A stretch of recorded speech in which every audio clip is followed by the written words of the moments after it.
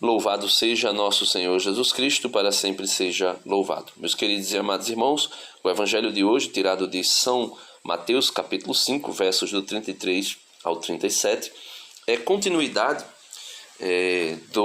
das exortações, das orientações que Jesus dá a respeito da nova aliança, comparada à antiga aliança.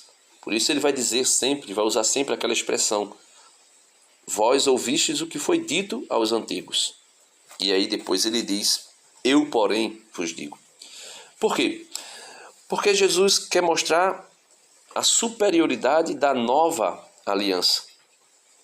Em Cristo mesmo, Jesus é a nova aliança, né? Não promulgada por anjos, mas pelo próprio Filho de Deus. E aí, Jesus hoje vem falar sobre a necessidade de que o nosso sim seja sim e o nosso não seja não, e não venhamos acrescentarmos falsos juramentos. Então veja, ele diz: vós ouvistes o que foi dito aos antigos, não jurarás falso, mas cumprirás os teus juramentos feitos ao Senhor. Então, não é que era proibido ou que seja proibido jurar alguma coisa a Deus, prometer alguma coisa a Deus, né? Fazer, por exemplo, uma promessa ao Senhor. Não é isso. Ele está falando do falso juramento. Levítico capítulo 19, Levítico capítulo 19, verso 12, vai ser dito aos antigos o seguinte: não jurareis em falso por meu nome, profanando o nome do teu Deus. Eu sou o Senhor. Então, aqui nós podemos ver que está sendo proibido o falso juramento em nome do Senhor, usando o nome do Senhor. Ou seja, usando uma autoridade, apelando para uma autoridade que não é do sujeito, mas é do próprio Deus. E aí Jesus vai dizer no versículo 34, eu, porém, vos digo, não jureis de modo algum, nem pelo céu, porque é o trono de Deus, nem pela terra, porque é o suporte onde apoia os seus pés, nem por Jerusalém, porque é a cidade do grande rei. Então ele está dizendo, os antigos, que proibia-se o falso juramento. Para nós, ele está dizendo que nós não devemos jurar em hipótese alguma, de modo algum. E esse juramento aqui não é, como eu disse, as promessas que nós podemos fazer a Deus. Mas ele está falando dos falsos juramentos ou dos juramentos onde nós colocamos, podemos assim dizer, como garantia o nome de Deus, o céu. Eu juro por Deus, né? Eu juro pelos céus. Aqui nós estamos colocando algo que não nos é próprio e fazendo isso com certeza para diminuir ou para apagar a nossa má conduta, a nossa má, vamos dizer assim, justiça, né? Por quê? Porque quando nós falamos e nós precisamos acrescentar algo e usamos daí Deus ou as coisas próprias de Deus, nós estamos mostrando para as pessoas que nós não somos aquilo que nós verdadeiramente apresentamos. Ou seja, somos pessoas que temos máscaras e usamos às vezes até máscaras de justiça. Nós passamos para as pessoas uma máscara, ou seja, uma personalidade, um personagem justo, quando na verdade nós não o somos.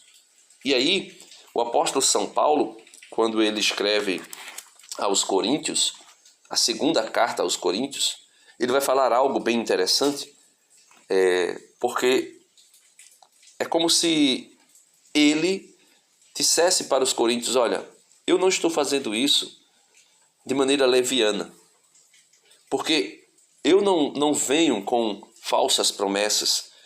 Veja o que ele diz: 2 Coríntios 1, versos 17 e seguintes.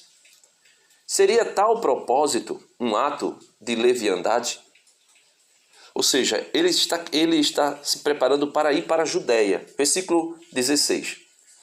Seguir depois para a Macedônia, e daí retornar a vós, para que preparasses minha viagem à Judéia. Então Paulo está falando de voltar para a Judéia. E ele diz, seria tal propósito um ato de leviandade? Decide-o por motivos humanos, vacilando entre o sim e o não? Aí ele está fazendo pergunta, e ele mesmo responde.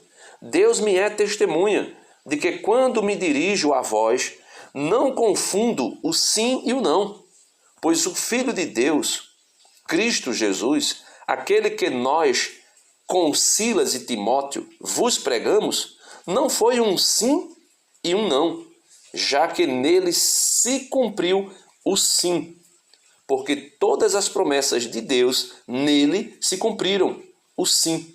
E dessa forma, nós, por ele, respondemos amém, ou seja, sim, assim seja, para a glória de Deus. Então, Paulo está dizendo que a conduta dele e a conduta de todo crente deve ser uma conduta que não fique vacilando ou oscilando entre sim e não, mas que seja sempre sim. E quando nós necessitarmos falar do não, que esse não seja como Jesus está dizendo, sem acréscimo. E que esse sim que nós precisamos falar seja também sem acréscimo, porque senão, do contrário, veja o que Jesus vai dizer no versículo 37. Se o vosso sim, ou melhor, seja o vosso sim, sim, e o vosso não, não. Tudo o que for além disso vem do maligno.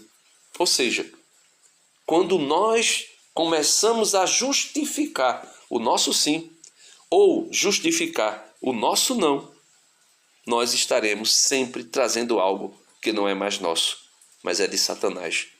Porque ele é falso, ele é mentiroso, desde o princípio. São João diz no seu Evangelho, capítulo 8, versículos 44.